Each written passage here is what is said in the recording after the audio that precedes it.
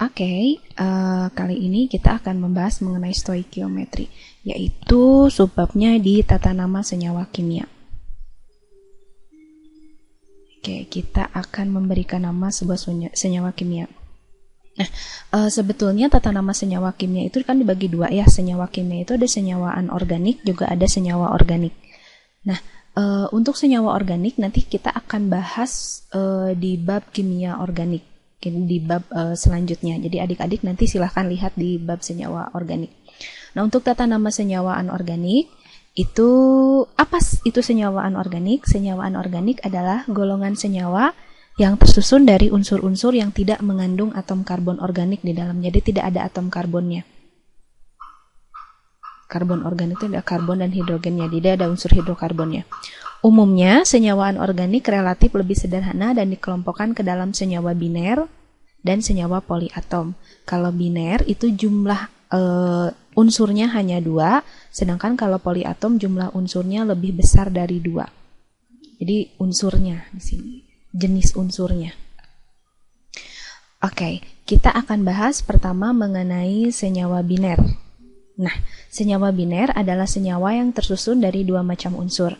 Penamaan senyawa ini didasarkan pada nama unsur pembentuknya, yang ditulis secara berurutan sesuai penulisan rumus kimia, dan unsur kedua diberi akhiran ida. Jadi, untuk senyawa biner itu penamaannya unsur pembentuknya ditulisnya secara berurutan sesuai penulisan rumus kimianya, kemudian yang unsur yang keduanya diberi akhiran ida. Kita bahas satu persatu. Senyawa biner itu bisa berasal dari senyawa ion dan senyawa kovalen. Kita bahas senyawa ion terlebih dahulu.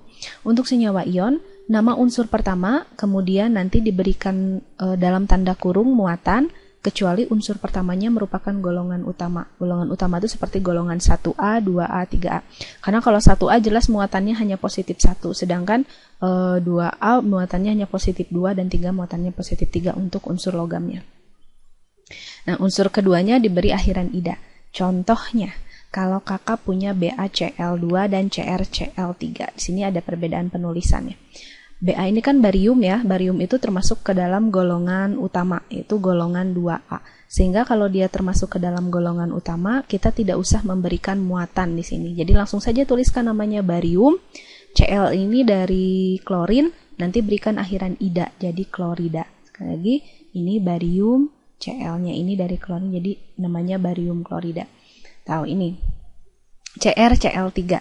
Karena Cr ini tidak berasal dari golongan utama, maka kita harus memberikan muatan di sini. Dari mana kita tahu muatannya 3? Adik-adik ionisasikan saja. CrCl. Karena Cr-nya ada 1, maka Cl-nya kan -1 ya. Karena Cl-nya ada 3, maka Cr-nya 3+. Nah, nanti namanya krom. Kromnya muatannya +3, maka di sini tuliskan 3 dalam huruf Romawi. Kemudian ini klorin, kita berikan akhiran ida jadi klorida. Misalkan kakak punya contoh yang lain, misalkan apa?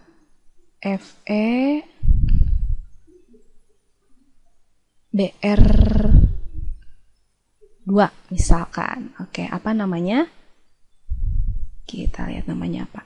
Nah, Fe ini kan bukan golongan utama ya, maka dia harus dituliskan nanti nama muatannya. Fe ini kan ferum besi ya. Kita tuliskan besi. Besinya besi berapa? Kita ionisasikan. Ini jadi Fe dan Br. Fe-nya ada 1, berarti Br-nya -1, sedangkan Br-nya ada 2, berarti Fe-nya 2+. Nah, Fe 2+. Besinya +2, maka di sini nanti adik-adik tuliskan besi 2. Br-nya ini dari bromin, kemudian berikan akhiran ida jadi bromida.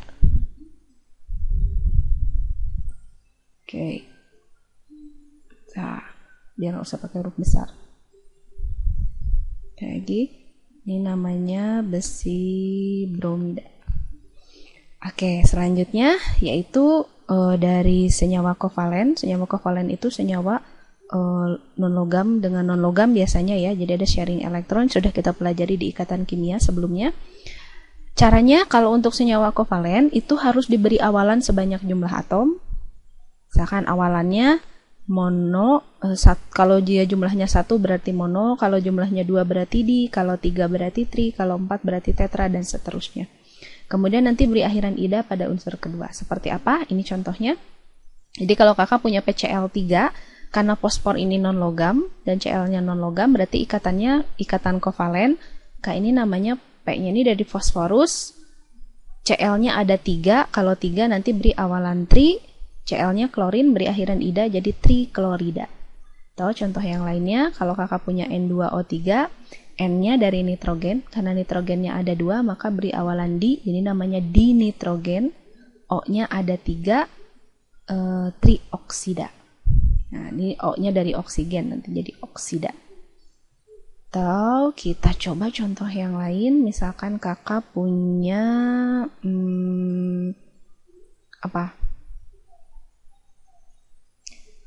CS2 misalkan. Nah, ini namanya apa? Karena karbon dan sulfur ini berikatan kovalen, maka kita tidak usah memberikan muatan di sini ya. Oke, kita langsung tuliskan saja. C-nya dari karbon. S-nya ini karena ada 2, kalau ada 2 beri awalan di.